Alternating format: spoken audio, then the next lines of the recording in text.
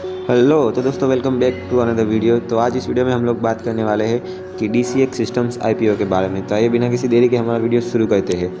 तो इस वीडियो में मैं आप लोगों को बताने वाला हूँ कि कंपनी की प्रोफाइल क्या है, कंपनी का IPO इश्यू करने वाली है, कौन सी लास्ट डेट है, कंपनी का IPO किस टाइप का है और कम्प्लीटली ऑफर फॉर सेल है या फिर फ्रेश इश्यू है। ये सारी बात हम लोग इस IPO के वीडियो में करने वाले हैं। तो उसके बाद ऑब्जेक्टिव क्या है और कंपनी के फाइनेंशियल डिटेल्स के बारे में भी हम लोग बात करेंगे। तो आइए बिना किसी देरी के शुरू करते हैं हमारा आज का वीडियो।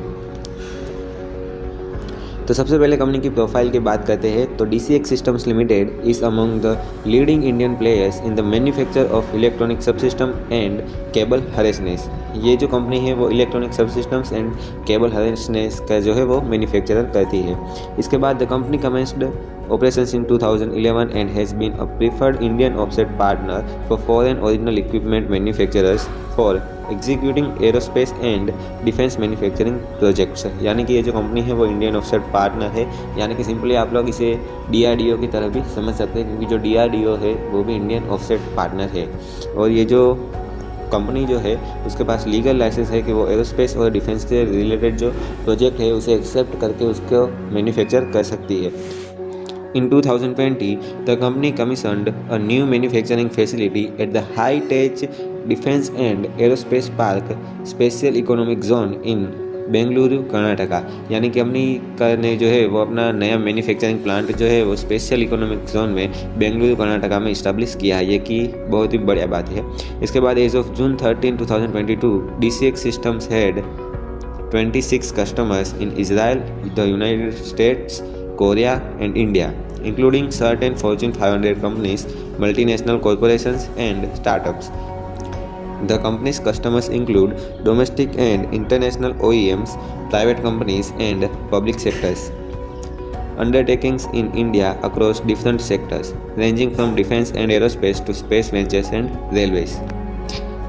जो कंपनी की मेन कस्टमर्स है वो है पेल्टा systems limited, Israel aerospace industries limited, system missiles and space division, Bharat electronics limited and Astra Rafael Comsys private limited among others. उसके बाद हमें कंपनी की कॉन्टैक्ट इन्फॉर्मेशन दी हुई है। तो DCX सिस्टम्स लिमिटेड वो जो है वो कर्नाटका में इस्टेब्लिश्ड है, इसका फ़ोन नंबर दिया हुआ है, इसका ईमेल आईडी है और इसकी ऑफिशियल वेबसाइट जो है वो भी हमें यहाँ पर दी गई है। इसको भी आप लोग विजिट करके कंपनी की ज़्यादा डिटेल पा सकते हैं। तो बात करते हैं डिटेल्स ऑफ द IPO के बारे में। तो IPO जो है वो 31 अक्टूबर को ओपन हो चुका है और 2 नवंबर यानी कि अभी IPO क्लोज होने वाला है कल। तो ये जो IPO है वो बुक बिल्ड इश्यू है, यानी कि इसमें मिनिमम और मैक्सिमम प्राइस रहती है। तो IPO की जो फेस वैल्यू है यानी कि एक शेयर की प्राइस जो है वो है 2 रुपीज़ पर इक्विटी शेयर है, पर इसका जो इश्यू प्राइस है वो ₹197 to 207 पर शेयर है। यानी कि जो एक शेयर जो है 2 रुपीज़ का उसे इन लोगों ने 197 to 207 की प्राइस पे इश्यू किया है। अब minimum market lot is 72 shares, यानी कि आपको मिनिमम 72 शेयर्स के लिए अप्लाई करना पड़ेगा, यानी कि 72 शेयर के लिए आपको मिनिमम अप्लाई करना पड़ेगा। इसकी ये जो IPO है इसकी लिस्टिंग NSE और BSE दोनों पर होने वाली है। इश्यू साइज़ जो है उसकी बात करते हैं तो 500 करोड़ की इसकी इश्यू साइज़ है, जिसमें से 400 करोड़ फ्रेश इश्यू है और बाकी का जो है 100 करोड़ वो ऑफर फॉर सेल है। यानी कि जो 100 करोड़ है वो कंपनी के पास नहीं जाएंगे, इसके अलावा कोई अपने शेयर्स जो है वो सेल करा है उसे ये जो है वो 100 करोड़ रुपये मिलेंगे और 400 करोड़ रुपये कंपनी को मिलेंगे। DCX सिस्टम्स IPO का जो लॉट साइज़ है उसकी बात करते हैं तो लॉट साइज़ जो है वो मिनिमम रिटेल इन्वेस्टर के लिए 1 लॉट है और मैक्सिमम 13 लॉट है। अगर मिनिमम लॉट में शेयर्स की बात करें तो 72 शेयर्स है और अमाउंट जो है वो 14,904 रुपीज़ है और मैक्सिमम जो है आप लोग 13 लॉट्स के लिए अप्लाई कर सकते हैं और उसमें आप लोगों को 936 शेयर्स के लिए अप्लाई करना पड़ेगा, जिसकी अमाउंट 1,93,752 रुपीज़ है। इसके बाद DCX IPO रजिस्ट्रार्स की डिटेल दी गई है। तो यहाँ पे जो रजिस्ट्रार है वो लिंकिन टाइम प्राइवेट लिमिटेड जो है वो इसका रजिस्ट्रार है और यहीं इसकी ही ऑफिशियल वेबसाइट पे से भी आप लोग अपना जो IPO का अलॉटमेंट है वो इसकी वेबसाइट पर जाके चेक कर सकते हैं। उसका फ़ोन नंबर भी दिया गया है, ईमेल आईडी भी है और इसकी वेबसाइट भी दी गई है। अगर आपको कुछ क्वेरी है IPO से रिलेटेड तो आप लोग सीधे इस वेबसाइट पे, इस फ़ोन नंबर पे या ईमेल आईडी पे कांटेक्ट कर सकते हैं और वो लोग आपको इसके बारे में, आपका अगर कुछ इश्यू है IPO के रिलेटेड तो सोल्व करके बताएंगे। इसके बाद इम्पोर्टेंट डेट्स ऑफ IPO। तो ये जो DCX सिस्टम लिमिटेड IPO जो है वो 31 अक्टूबर को ओपन हो चुका है और इसकी क्लोजिंग जो है वो नवंबर 2 को है 2022। इसके बाद बेसिस ऑफ अलॉटमेंट की बात करें तो 7 नवंबर का जो इसका अलॉटमेंट है वो फाइनलाइज हो जाएगा और जिन को भी शेयर्स मिले हैं उनके अकाउंट में से जो अमाउंट है वो डिडक्ट हो जाएगा और जिनको भी शेयर नहीं मिले हैं उनको जो है वो अपना अमाउंट अनब्लॉक हो जाएगा, यानी कि रिफ़ंड कर दिया जाएगा। और इसके बाद बात करते हैं credit of shares to demat account. तो 10 नवंबर को जो शेयर्स जो है वो आपके अकाउंट डीमेट अकाउंट में क्रेडिट हो जाएंगे और IPO की लिस्टिंग जो है वो 11 नवंबर को है, यानी कि 11 नवंबर से आप लोग जो है वो शेयर्स का ट्रेडिंग शुरू कर सकते हैं, उसको खरीद सकते हैं, उसको रख सकते हैं या फिर उसको अगर आपको शेयर मिले हैं तो बेचना चाहे तो बेच भी सकते हैं। ऑब्जेक्टिव्स ऑफ इश्यू की बात करते हैं तो कंपनी के जो मेन ऑब्जेक्टिव है वो है रीपेमेंट और प्री पेमेंट इन फुल और part of certain borrowings availed of by the company, यानी कि कंपनी ने जो बोरोइंग्स ली होगी या उसको फुल्ली पे करना होगा या फिर उसको एडवांस में पे करने के लिए कंपनी ने ये फंड जो रेज करेंगी उसका इस्तेमाल करने वाली है। उसके बाद है funding working capital requirements of the company, यानी कि जो वर्किंग कैपिटल रिक्वायरमेंट्स होती है जो कंपनी की उसे फुलफिल करने के लिए कंपनी इसका यूज़ करेंगी।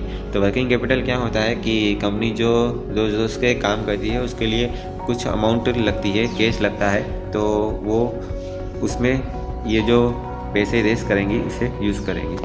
Investment in our wholly owned subsidiary Raneal advanced systems private limited to fund its capital expenditure expenses, यानी कि इनकी जो सब्सिडरी कंपनी है Raneal advanced systems private limited, उसमें ये जो कैपिटल एक्सपेंडिचर जो हो रहे हैं उसको फुलफिल करने के लिए भी इसका यूज़ करेंगे। इसके अलावा जनरल कॉर्पोरेट पर्पसेस जो है उसके लिए कंपनी इसका यूज़ करेंगी, यानी कि इसके अलावा जो भी ज़रूरत पड़ेगी कंपनी को जैसे जैसे वो इसका इस्तेमाल करेंगी, पैसों का इस्तेमाल करेंगी। कंपनी प्रमोटर की बात करते हैं तो NCBG holdings incorporation and VNG technology private limited, ये जो दो कंपनी है वो कंपनी के प्रमोटर है। इसके बाद प्रमोटर्स होल्डिंग की बात करते हैं तो ये जब इश्यू नहीं आया था तब तक कंपनी की जो होल्डिंग थी वो प्रमोटर्स की जो होल्डिंग थी वो 98.20% थी और अब ये इश्यू हो जाएगा जब IPO का शेयर अलॉटमेंट हो जाएगा तब जो पोस्ट इश्यू होल्डिंग रहेगी वो कंपनी की 73.58% रहेगी, जो कि गुड मानी जा सकती है क्योंकि कंपनी के जो प्रमोटर्स है वो काफ़ी सारी होल्डिंग रख रहे हैं अभी भी। फाइनेंशियल्स की बात करते हैं तो DCX सिस्टम्स IPO का जो फाइनेंशियल है उसका फाइनेंशियल हमें दिया गया है। मार्च 2020 में जो टोटल असेट थी वो 698 थी, जो कि बढ़ के मार्च 2021 में 793 करोड़ हुई है। उसके बाद टोटल रेवेन्यू जो है वो 2020 में 465 करोड़ थी, वो बढ़कर 683 करोड़ हुई है, जो कि बड़ी है। प्रॉफिट आफ्टर टैक्स की बात करते हैं तो जो 2020 में 9 करोड़ रुपीस था वो बढ़कर 29 करोड़ रुपीस हुआ है, यानी कि ये जो प्रॉफिट है वो 3 गुना से भी ज़्यादा बड़ा है। और टोटल बोरोइंग्स की बात करते हैं तो कंपनी की बोरोइंग्स 133 करोड़ रुपये थी, जो कि बढ़कर 136 करोड़ हुई है 2021 में। लेकिन फिर जून 2021 में ये जो बोरोइंग्स है वो कम हुई है और 112 करोड़ हुई, यानी कि इसका रीपेमेंट हुआ है या फिर ये जो बोरोइंग्स है वो वापस कर दी गई है। तो कंपनी का फाइनेंशियल्स भी अच्छा है। तो दोस्तों thank you for watching my video. अगर आपको ये वीडियो अच्छा लगा हो तो हमारी चैनल को सब्सक्राइब जरूर करें, इस वीडियो को लाइक करें और अपने दोस्तों के साथ भी शेयर करें ताकि उनको भी इस IPO के बारे में पता चले। तो दोस्तों अगर बात करते हैं कि क्या मैं इस IPO में अप्लाई करने वाला हूँ या नहीं करने वाला हूँ, तो हाँ मैं इस IPO में ज़रूर अप्लाई करने वाला हूँ। तो thank you for watching my video. मैं आपको कोई एडवाइस तो नहीं दे सकता कि आपको अप्लाई करना चाहिए या नहीं करना चाहिए, लेकिन मैं अप्लाई करने वाला हूँ। तो आप लोग अपने तरीके से सारा जो RHP है और DRHP है वो डिटेल में पढ़ के अप्लाई करें, यही मेरी सलाह रहेगी। और इसकी लिंक जो है वो मैं आपको डिस्क्रिप्शन में दे दूँगा।